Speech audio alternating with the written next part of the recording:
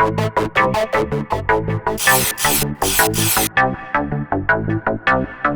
everybody, I hope you're well. On this next podcast, I speak to the Tour de France Unchained producer, Yann about the whole genesis of the project, how it came to be, the relationships between the riders and the teams and the production company, but importantly, fundamentally, about the characters that drive how this series is engaged. I hope you enjoy this chat. I thought it was absolutely fascinating.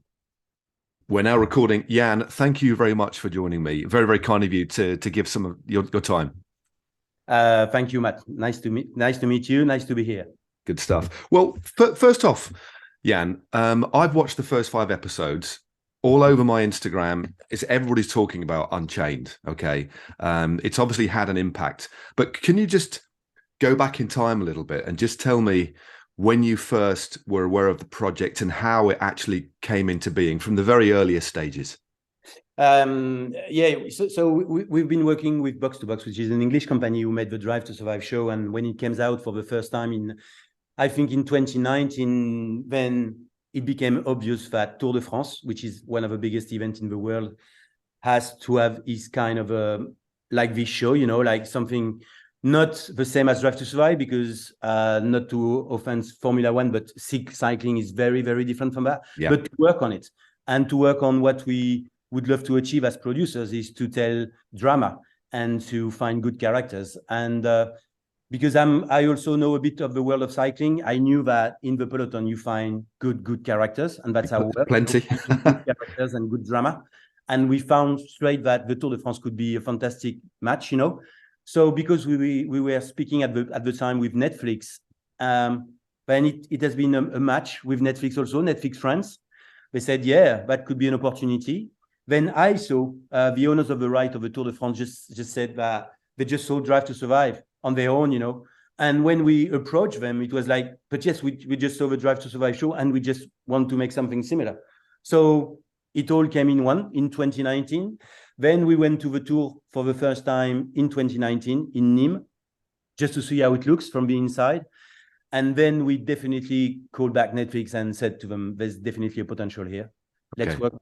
Let's try to find the best way to shape the show, because it can't be like Drive to Survive, but it has to be different. It has to have this French mood in it, because it's so different as a sport. And so we started working from there.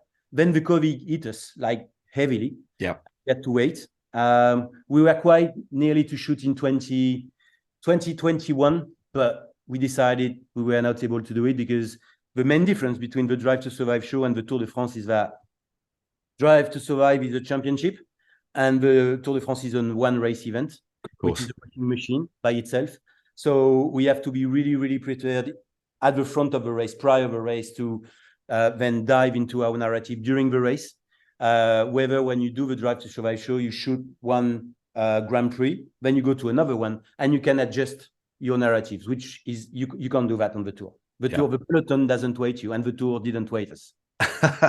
Yeah, that was one of the things that actually was Mark Madio constantly was like, the peloton never waits. That's a theme that's running through the show. That's one thing that just sprung to mind. So for you, what is your role in all of this? Because it's the scale of this project. Funnily enough, I was at the Ineos Grenadiers camp in Nice in December, and one of the editors of Unchained was there, the Canadian lady, and I can't remember her name, and she was saying to me about just the sheer amount of footage, GoPros, 4 or 5 GoPros within the car, and then you've got cameras following the riders within the team bus. There's so many different stories.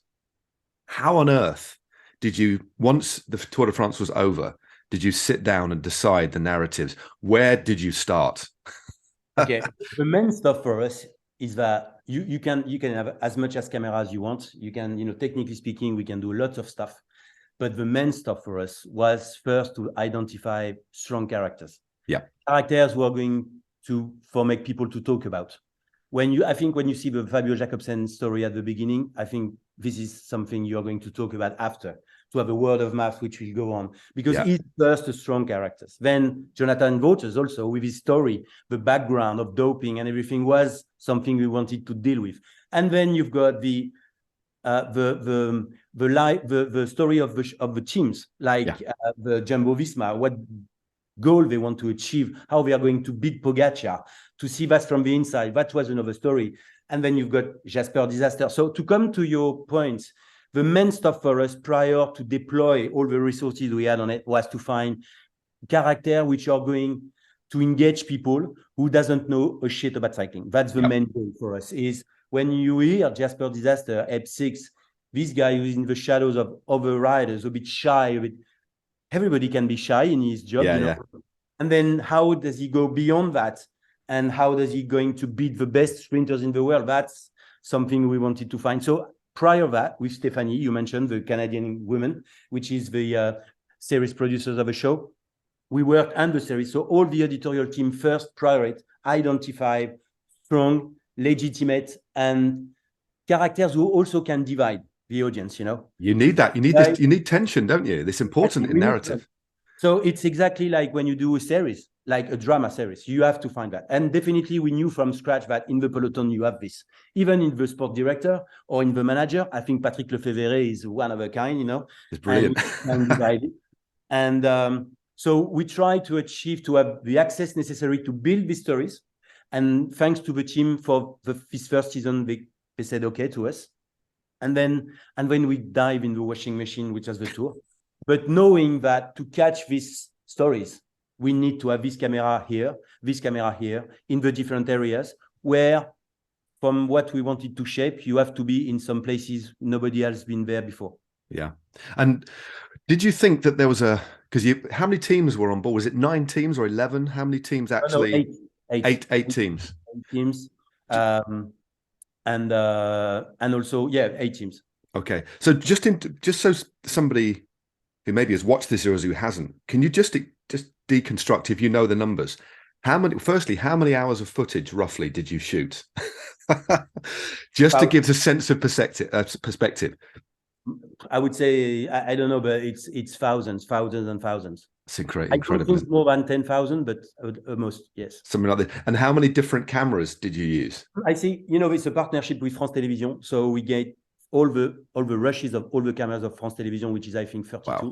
Okay. And then we've got our own crew, the 8 shooting teams per cycling teams. And then we have some flying teams around. Because, for example, the crowd was important.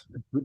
Because it's a secondary characters, but compared to Formula One, the crowd is part of the event. It's a free sport. You can access to the Tour de France like as with your family and everything. So it was important for us to shape it.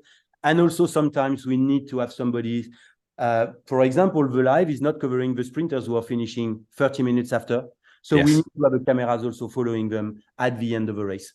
So yes, I would say it's nearly 50 cameras plus the cameras on board, like in cars, plus on bikes and mic on bike also. There's even when you look at the biggest film production, this is an incredible level of the editing for this must have been just mind blowing. And how I mean, and when you look at when the Tour de France finished, I mean, you've delivered this in about 11 months, haven't you? Which is quite incredible for the amount of footage that you had.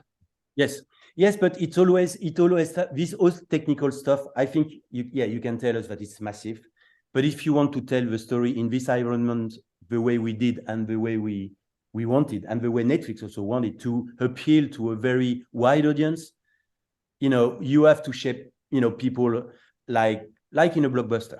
Yes, yeah, that's what I was going to say. I mean, I'm reading a lot of not criticism, like critiques, some reports. Some people saying it's very general. Others people are saying there's not enough there for the cycling community. But I tend to disagree. I'm an ex-professional rider. I work in the industry, and I think it's very well balanced. I mean, I think it's going to be so hard for you to get the perfect balance because of all this information and the multiple narratives. There's no sport like it.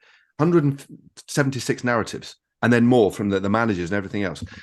To produce something that is going to entertain people and inform people must have been a challenge that must have been your focal point all the time. What are we going to get from this piece? Does it hit the spot? I mean, how did you direct that?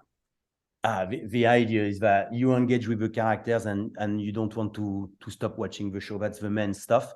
And you're right, the layers of narrative you can have in the cycling are very much more different from what you can have in the Formula One sport, because Formula One is around the circuit. Here it's 21 stage, you never stops, and the layers are much more important and different, because you've got sprinters, you've got climbers, you've got domestic, you've got all of these type of different characters, and then you've got teams which are very different from one to another.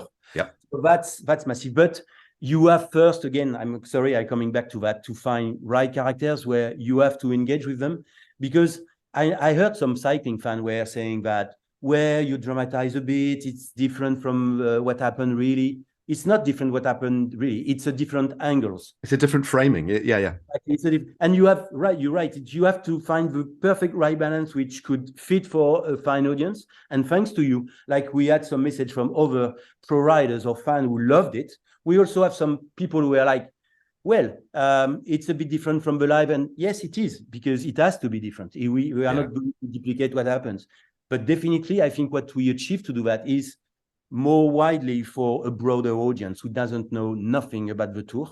And we also that for this next tour, the first upcoming, the 2023, they would love maybe to watch it, and to say, oh, Fabio is there, oh yeah, I know this guy, the Jasper thing. Oh, Mathieu Van Der Poel. Last year, he was finishing in his hotel room with eating sushi on the floor. Maybe this year he's going to perform better, Yeah, it is. You're right. Everything that we watch and we're entertained by it's about characters. That the best novels, the best movies, the best sporting events are around characters, whether you love them, whether you hate them, whether you feel empathy.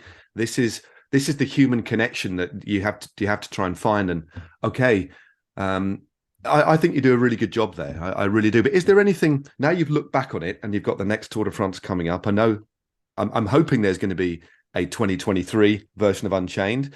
Is there something that you've learned from this whole process that you'd maybe do differently? Because each tour will provide something completely different. The narratives will change. But is there something that you would like to do slightly differently, perhaps? Yes, as a producer, coming from season one and telling you, yes, it's perfect and we achieve everything we wanted and Netflix wanted. No, it's not. That's a dreamland. No. I think we need to learn from season one.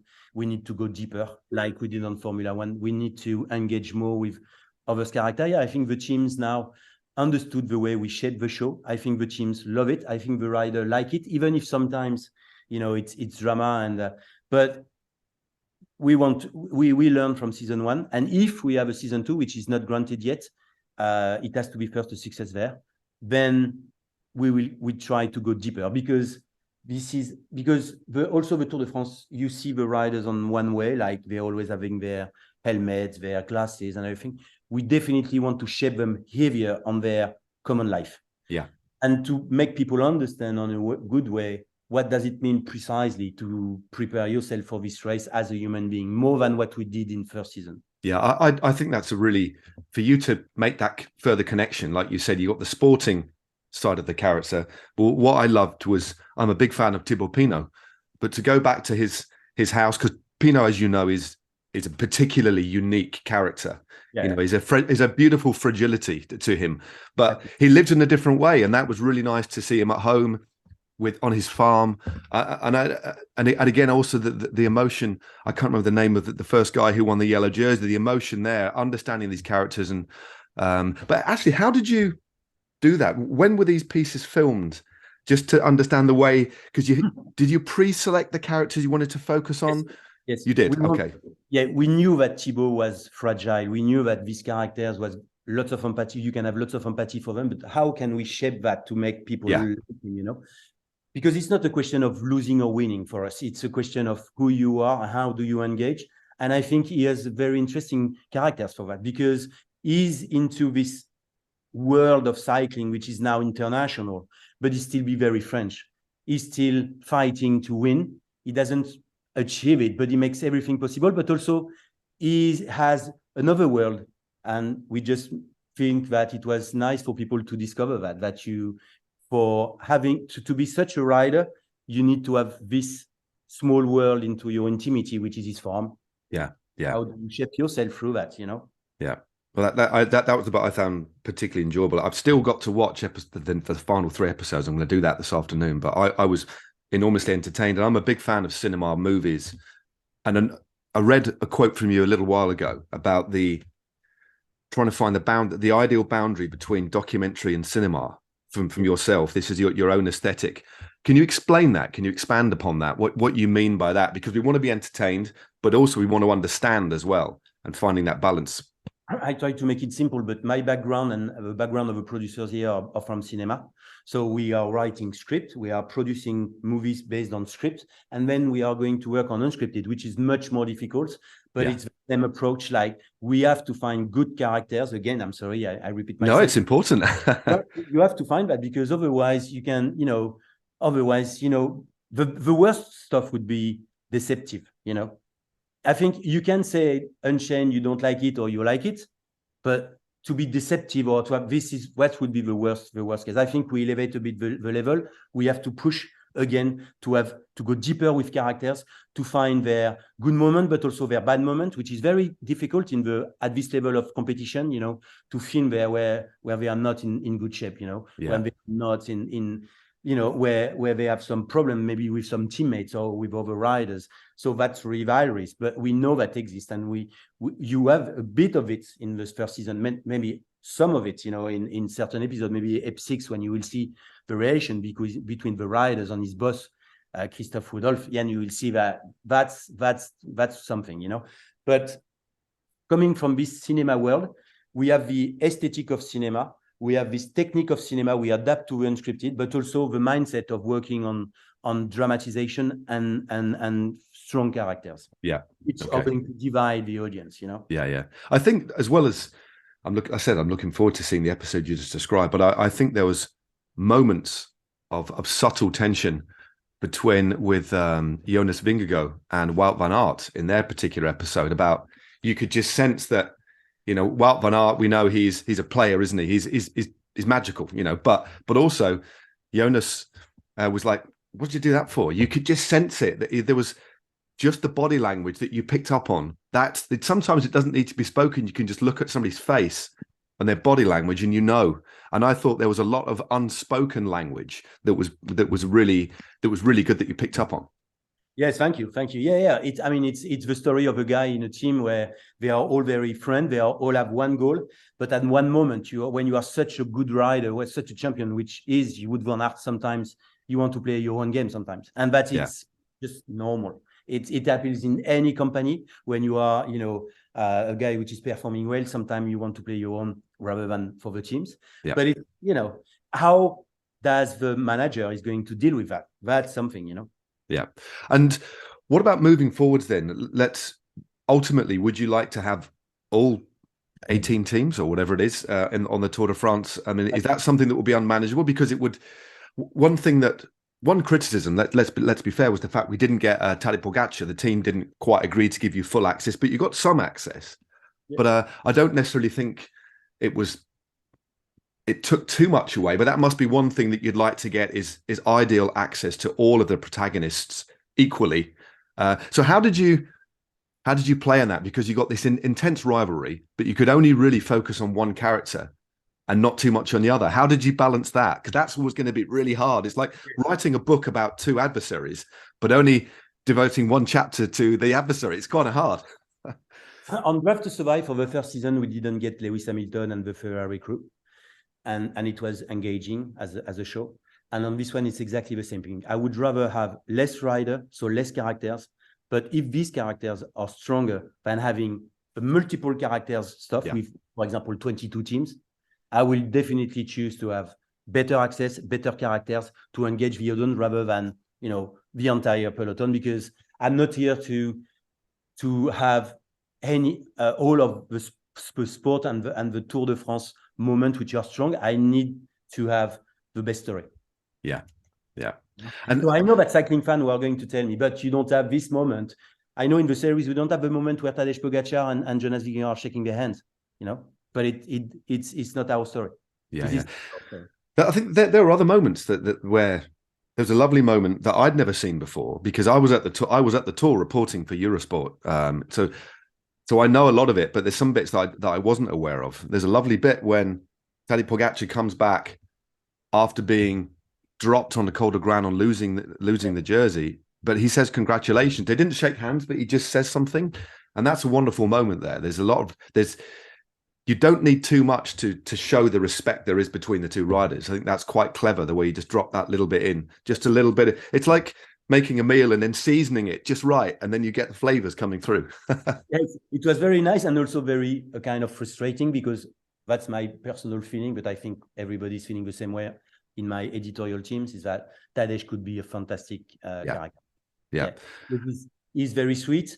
He's very kind, and for me, what is interesting in him is that he's got this lovely, sweetie young guy's face, but he's a fucking killer. He's an assassin. He's a killer.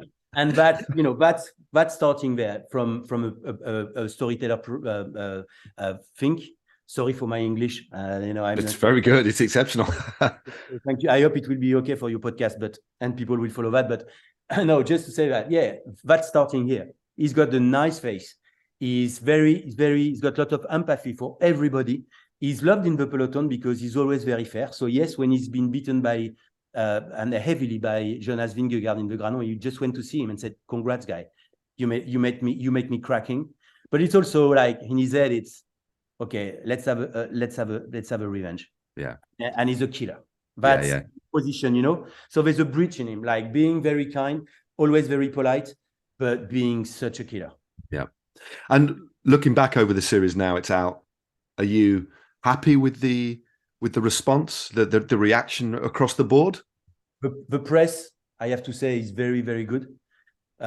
Even in outside France, which is rare. So it's engaging, but we still be on a waiting moment where we need to see if the Netflix core audience, which is basically 20 to 39, is going to engage. Yeah. We are now waiting for that.